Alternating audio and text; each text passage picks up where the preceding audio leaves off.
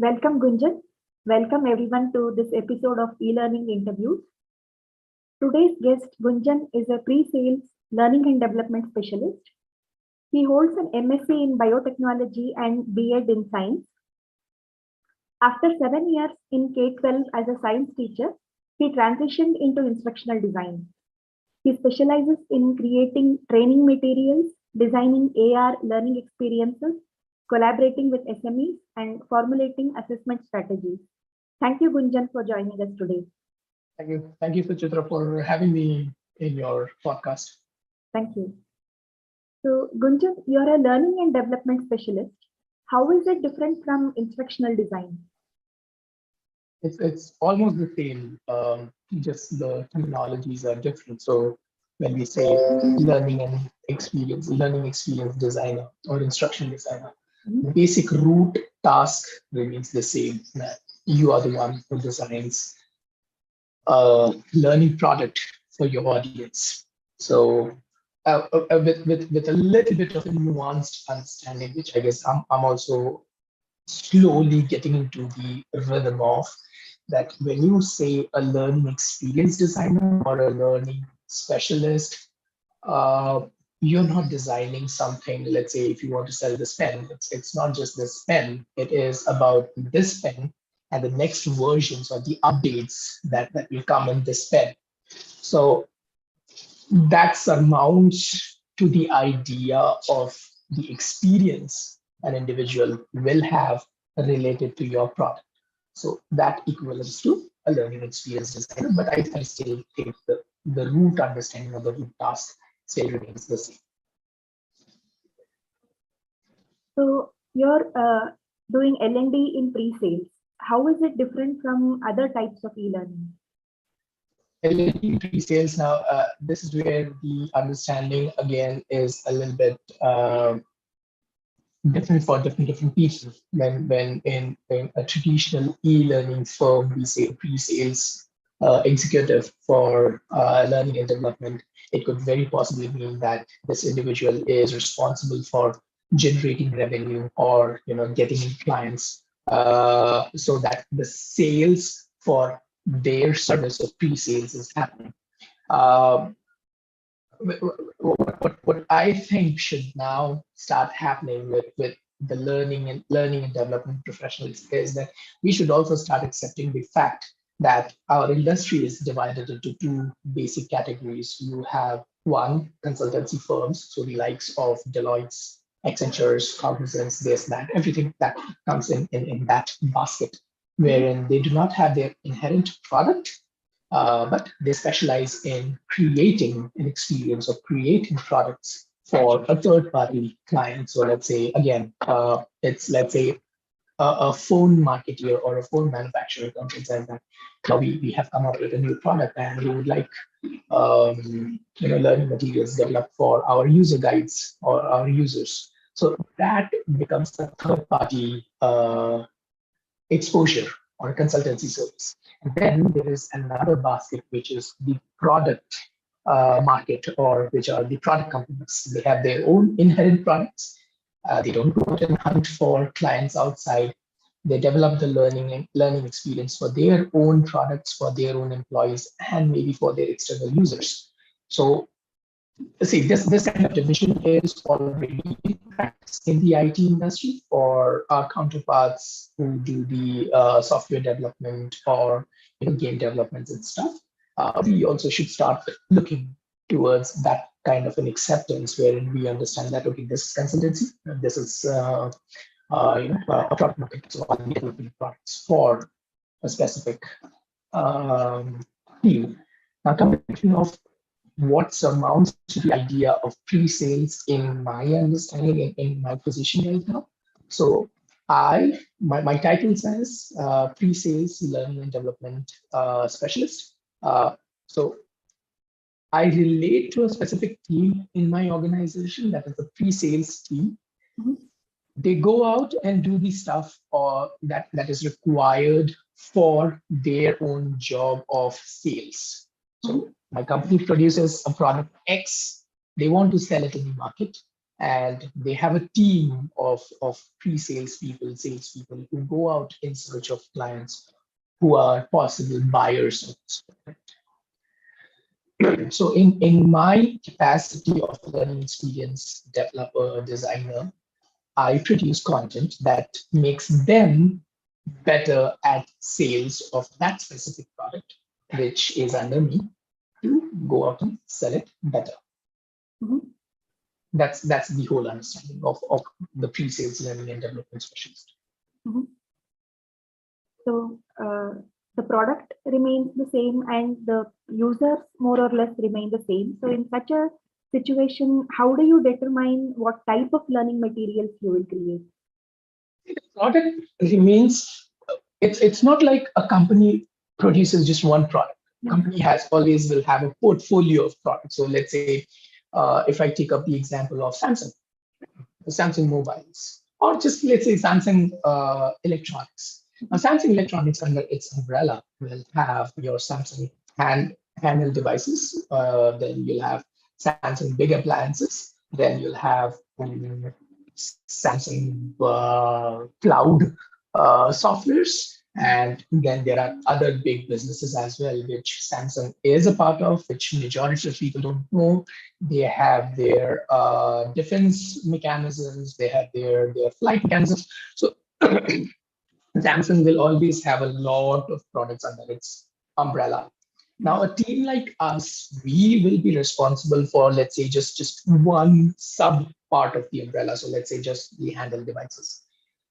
Now, again, within that, there will be further divisions, and even within the handset. So let's say Gunjan will be just handling all the learning material requirements for, let's say, their flagship models of, let's say, the models of S20 or the whole series of S20. Now, whatever the models that are coming under the model name of S20 will be my responsibility, and any updates that happen in the S20 series, that will also be my responsibility. So I will have to understand what was there earlier, develop my learning products, and then keep an eye on what is happening next so that I can add on whatever the next updates are happening and then keep on releasing it. So there is a team that is constantly releasing new mobile devices. I will be releasing updated versions of the learning content. So it's a cycle that keeps on happening. That is the whole understanding. So it's not like once you produce and then you're done. So it's never like that. So you hold an MSc in Biotech and a B.Ed in Science. Yeah. How has it helped you in instructional design? Maybe understand the content better in a very short statement. It has helped me understand better. See, there's the theory of the scientific level of thinking or the scientific thinking, wherein if somebody goes and reads it, they will find pretty much the same idea of what we call as the ABI. The scientific thinking says that you get a piece of information, you chunk it down, you try and understand it, you make your hypothesis, you go out and experiment with it, you get your data from the experiment, and then you see whether that data was correct or not. If it is not correct, you reiterate it, and after reiteration, you again go out and experiment. So that's the whole scientific level of thinking. So back in MSc, this was what I was exposed to. Post that, I was kind of automatically aligned towards the whole idea of teaching and learning, which led me to go out and get my B.Ed degree, which again is very important in Indian context if you want to teach in schools. So B.Ed again taught me the basics of learning and development, which is very important if you are a learning experience designer, that uh, the whole learning should be learner centric, or it should be focused on the learner and not the learning objectives, all that, which is the basis of instructional designing, which you can get in any of the learning and design courses out there on LinkedIn. So those were my basics of B.Ed. So that kind of helped me grasp on quick to the idea of corporate learning or instructional designing, and that's how it has helped me. What was the process of transitioning from teaching to instructional design like? What did you enjoy most and what was not your favorite part? I did not enjoy the transition process at all, honestly. And if you ask any teacher, any teacher who successfully transitioned, they might have the same experience. It's a harrowing experience, right from the understanding that I want to do something different to figuring out what is that different you want to do, finding out a path, because there is no chalked out path that you do A, then B, then C, then D, and then you reach your target. There is no chalked out path like that. Oftentimes it is going through several iterations of, okay, shall I do this? Will that happen? Shall I do that? Will that happen? And that's very normal to happen. So I went through a whole confusing cycle of experimenting with, okay, should I if I'm entering into IT industry, what should my role look like? Then it was like, oh, instructional designing, or there's something about instructional design. I was like, okay, fine, that makes sense, but theoretically, definition wise, it makes sense to what I'm doing currently. But then slowly and gradually, within the first couple of months of my preparation for the transition, I was like, oh, there's something called as agile, and something called as Scrum Mastery. And I see people on LinkedIn, talking broadly about, I'm a Scrum Master, I'm this, I'm already that much. I'm like, okay, if Scrum Mastery will make sure that I get a good job, might as well I'll go out and do it without knowing what Scrum is or what Agile is. I started looking up at all this Salesforce, and then Salesforce ka website, and Salesforce admin. There's a whole lot of confusion that happened. So thankfully now, when any teacher is approaching me, I say, please don't go out on all that. You have done your B.Ed. You know the basics of teaching and learning. Maybe just you need a little nudge towards an understanding of, if you want to be an instruction designer, these are the things that you need to align your previous life with the next life that you're going to have career-wise. And then, yes, there will be rejections, a lot of rejections on the road. But yeah, you just need that one person who's ready to take bet on you, that one hiring manager who will take bet on you. That's all that is. Right? So it wasn't a happy thing. The transition, it was a harrowing experience, but experience nevertheless, and for the good, I would say. Like you mentioned that there is no chalked out path that you do A, B, C in serial. So most countries abroad, they have courses in instructional design. So people who become instructional designers study that in masters, right from bachelor's.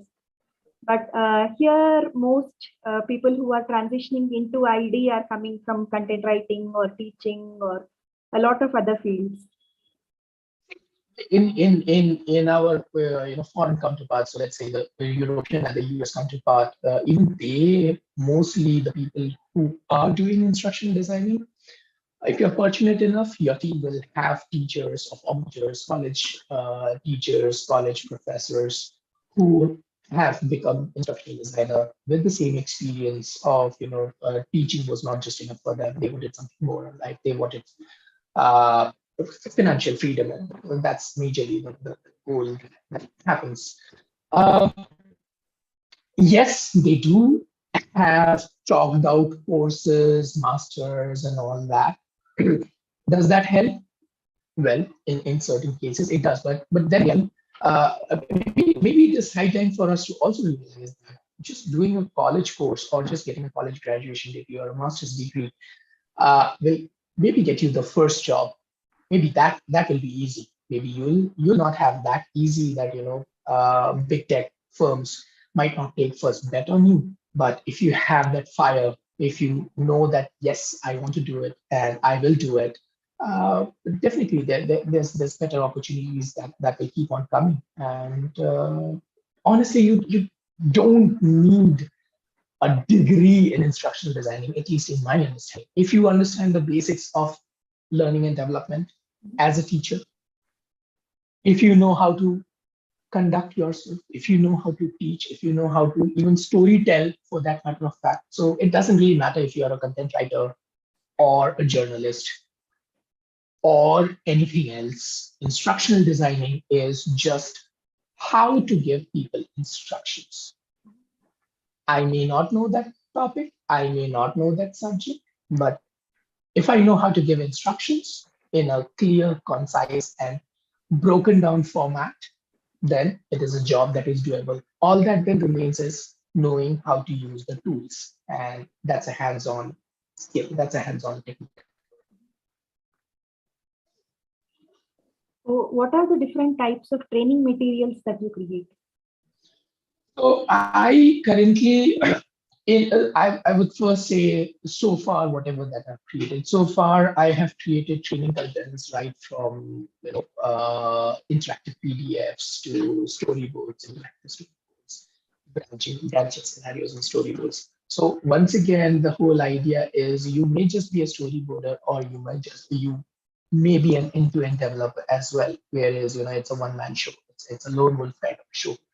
You see the content, you chunk it out, you design the storyboard, and then you take it forward ahead and start the development. That's the best part of the game, because you are not explaining it to somebody else how you are visioning your course to be, which sort of images or videos you want to be present in your course. So that's the best part I would suggest. Uh, Currently, what I design is self-paced learnings with certain peripherals that goes with it, user guides, PDFs, the regular things. Hopefully, looking forward to developing more and more towards either AR, VR learning, and XR sort of a learning experience, a little bit of a gamification. That again depends upon the company that you work for, the kind of tech that they want to evolve in, and the kind of opportunities that you have with you. So always look out for the best for yourself, I would say. You mentioned that you design AR learning experiences. I have designed a couple of them, yeah. Can you tell us more about that? So AR experience is somewhat similar to if you have played, let's say, Pokemon Go. If somebody has played Pokemon Go, or the close experience, if I have to say that everybody must have used Lenskart. Whoever is listening right now, you guys must have used Lenskart. So what happens in Lenskart is you have this one window wherein you're supposed to take a selfie for yourself with face front first. Then you turn your face so that the side panel is taken. Then to the left side, the side panel is taken. Now that has captured your face and the dimension in their database. Now all that you need to do is you need to go out and select the spectacles that you want. You can put it on that selfie image of yours, and then you can turn the face of the selfie to see how it looks on you. That is the closest that AR or the AR learning experience can go to, which allows you to not just see visually, but also interact with the object in question. Now, these objects in question could be many things. Once again, I would bring in Samsung has done something like this in the past with their unboxing events, wherein they allowed their new Samsung UI to be experienced in their older Samsung devices. The end user gets a taste of how the new UI looks like. Again, the end result here is either a better sale or enticing the customer to go out and buy your product. So that's how AR experiences. From a learning designer's perspective, this whole idea of whoever designed that Lenskart ka thing, that Lenskart ka engine, or the Pokemon Go ka design, or the Samsung ka marketing events, that is the experience. So imagining that visually is much more important. Then comes the execution part. Do you have a process for imagining that?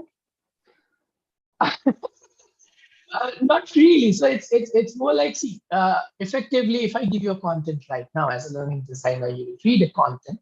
Once you're reading it, you're trying to imagine the words in your head, how it should look like in terms of an image or in terms of a video, if I say. So it just happens, right? To some people, it just happens. You cannot explain that to somebody that, you need to sit with a cup of coffee or with a cigarette or something to imagine things. It just happens. Now, in my understanding, that happening comes when you know the limitations and the possibilities of the tech that you are involved with. Here, the tech would be the augmented reality. So you need to understand what augmented reality can do and cannot do. And within the boundaries of that, you can always have your imagination, take flight. So this is a new thing for most of us. Yeah. So apart from making the learning more engaging, Mhm. where do you see the applications other than marketing or selling? Several places. See, once again, in the industry, you need to understand that as a learning designer, you may start off with just an idea of designing the learning content. But at some level, you need to always come to an understanding that how is your designing affecting people? When I say affecting people, it could be your stakeholders as in the company. Mhm. So either it is generating more money for your company in terms of higher sales. So as I said, in terms of Lenskart, it was, when that kind of an experience was released, people were wowed by it. Wow, I don't need to go out and stand in a crowded shop to put on different glasses and then buy them. I can sit at my home in the comfort of my sofa and get the entire experience. Now, some people may like it and may not like it. That's for a different day conversation. But people were wowed by that Mhm. design. The same thing happened with Pokemon Go when it came out in 2012, 2013, if I'm not wrong, when mobile games were at their basic level, either it was an RPG or it was a quest. And then Pokemon Go came out and they're like, okay, we'll take quest and we'll take live images and we will merge them together. So that generated a lot of money for them. So coming to the question, how AR or designing such sort of an experience will be helpful for you. One, it definitely makes you a better designer because you're imagining it in terms of live world plus an augmented world, and you're putting them together. Mhm. Second, if your product is really that good, it definitely is going to come back to your company, to your firm in terms of higher revenue, making you a better individual in the company. Plus, for the learner, it would definitely be highly interactive, addictive in certain cases. So again, Pokemon Go, if you go on and read the previous articles, kids, adults, age-old people, everyone was addicted to that game for quite some time. Even now, there are high downloads that are happening across Apple Store and the Google Play Store. So that's the whole profit in the whole designing idea. Then If I or one of the viewers want to explore this creating learning experiences in AR, what would be the starting point? see, there are certain shortcomings once again. So for a learning designer like you and me to develop a whole AR experience from ground up, there are certain designing skills, learning designing skills that is required. That is definitely, now when I say designing skills here, I mean software design skills. So your AR learning experience are not generally designed in either of your storyline or your Captivate or something like that. They need either a Unity engine or some very complex systems, which I also don't know honestly. My design was done on Unity, if I'm not sure. Unity, again, to people who don't know, is the basic engine on which majority of your handheld games are developed on. And for that, you need software development skills. If you have that, definitely it's a plus point for you. If you don't have that, then definitely your team, your organization will bring up one of the developers. So that's where the collaboration will happen. You need to imagine it. You need to convey that imagination to the person who is developing it, and that person will help you develop it, the whole experience. Mhm. So, on the topic of collaboration, what are your top tips for collaborating with other members of the team? Be humble with an understanding that you are the master of the content. Be humble because, of course, in the present conditions when we are working in a scenario where everybody is scattered and there's often less chances of people meeting with each other. So you need to keep in mind their time when you are trying to get their time for a meeting or something. And of course, the same holds for your time as well, and you can be vocal about it. Plus, most of the time it happens that we learning designers get bogged down with the idea that, oh, some I say, they are the masters of the subject. Yes, they can be the masters of the subject. Yes, they could be quite well learned. But I'm the designer. I am the one who's designing the experience. I know how the content is going to unfold, is going to unfold in front of my audience. I know my audience. So that confidence should be in you. So it is a balance of confidence and humbleness that should be there, which effectively will be translated slowly and gradually once you start into your SMEs, and they would also start respecting your time. Mhm. How do you decide on a particular type of assessment strategy?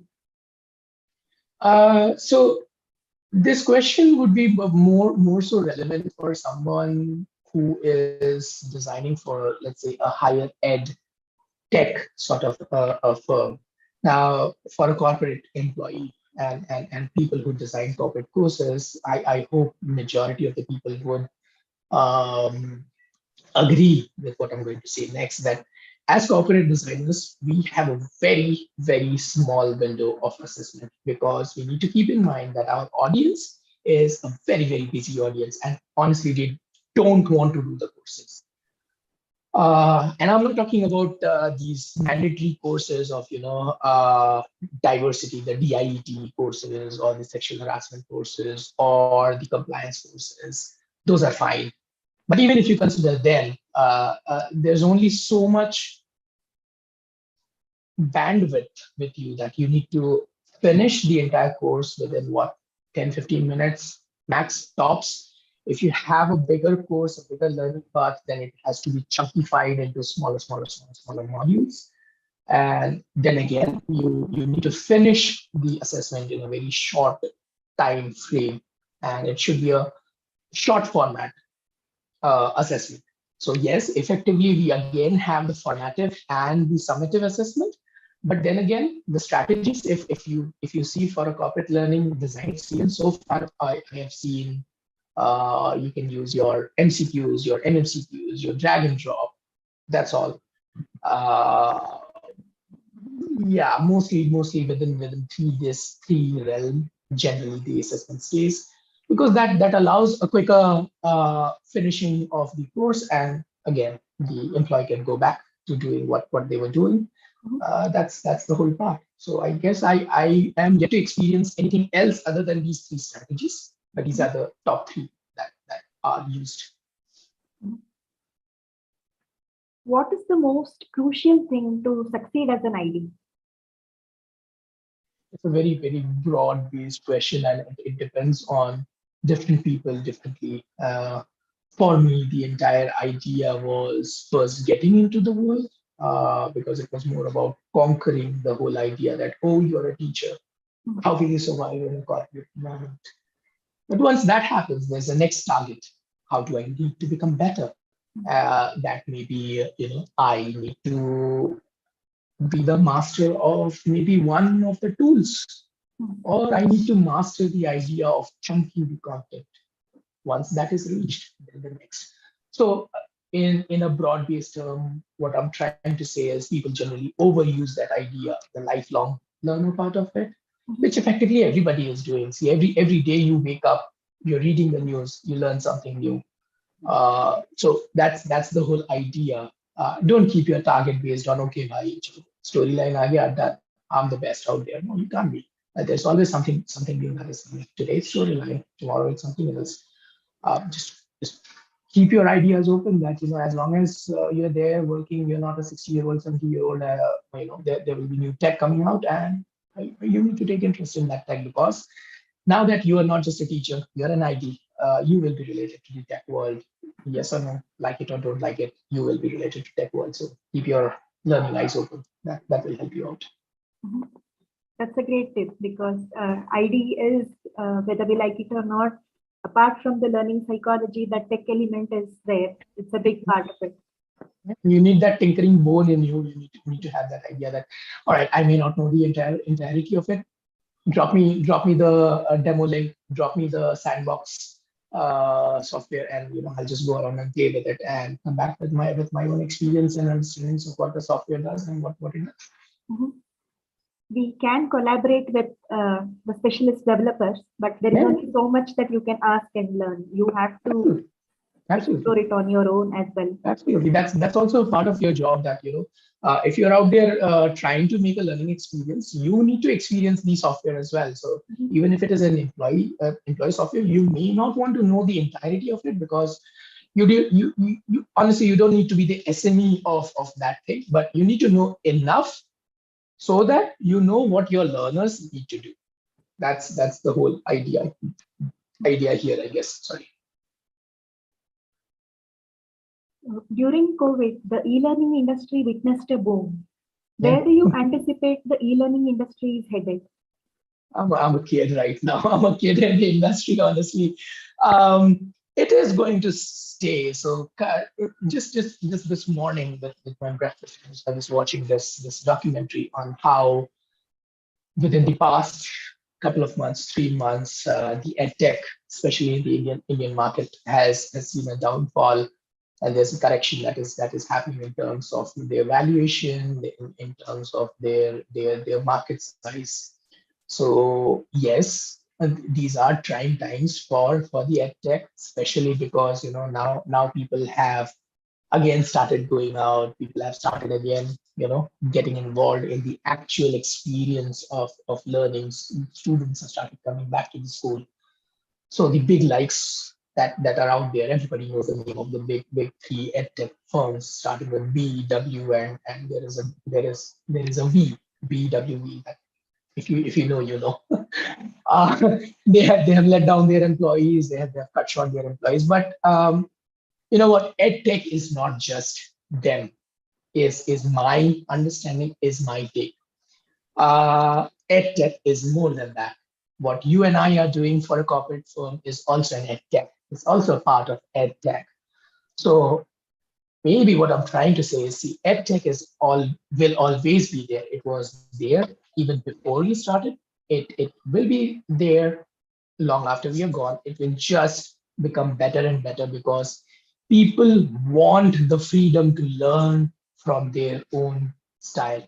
And when I say people, I am well aware of the fact that there are students who need to go out there in the school and interact with people, interact with other students, have their development, pedagogical development, this, that, all that is there. But yes, people do want the experience in their own control. That if I want to go out and do a course, I need to be in control of it, of doing it in my own way. So I guess we have a long way to go, and the end is way far right now. So those who are planning to jump the ship, do it. There couldn't be a more right time than this right now. What is your message to aspirational, new, and experienced IDs? New, experienced IDs. The experienced IDs, again, I'm a kid for them. I have just started my journey. I would say 3 years. 3 years is nothing in front of other stalwarts who are out there, who have slogged years and years, and they know the industry in and out like the back of their hands. For the ones who want to come new to the industry, especially the ones, again, from my community, the teachers community, my suggestion would be don't be afraid. Don't be afraid. If you're not happy with your present status, with your present current work conditions, it cannot be worse. If there is a small fleet of thought that has crossed your mind that I need something better, then yeah, definitely go out, start searching for something better. You necessarily don't need to be an ID to be a part of this edtech world. You can be several things, as you said. You can be a copywriter, you can be a script writer, you can be, I don't know, videographer as well. If you have good graphic skills, you could be a graphic designer as well. All you need is maybe a tablet and an e-pen. If you have an iPad, you already have the tech with you. All you need to do is know how to translate your imaginations onto something which is feasible, quantifiable. So as an ID, what is it that you do? We take the content, we take words, and we try and put them into an imagination source wherein there's images, there's videos, and all put together the whole experience. Now, a graphic designer also does that. A comic script writer does that. So you could be several things. You just don't need to be an ID. But yes, one thing: if you're not happy with your job, take the plunge. There's no point in staying there and killing yourself slowly.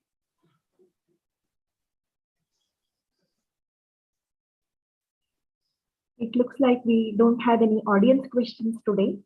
So we have reached the end of my questions as well. Yeah. Thank you, Gunjan, for giving us your time on a Saturday morning. Thank you, audience. Please like, share, and subscribe to encourage the channel. See you tomorrow at 11 a.m. again with another guest. Thank you, Gunjan. Yeah. Thank you. Have a good day. Bye. Bye.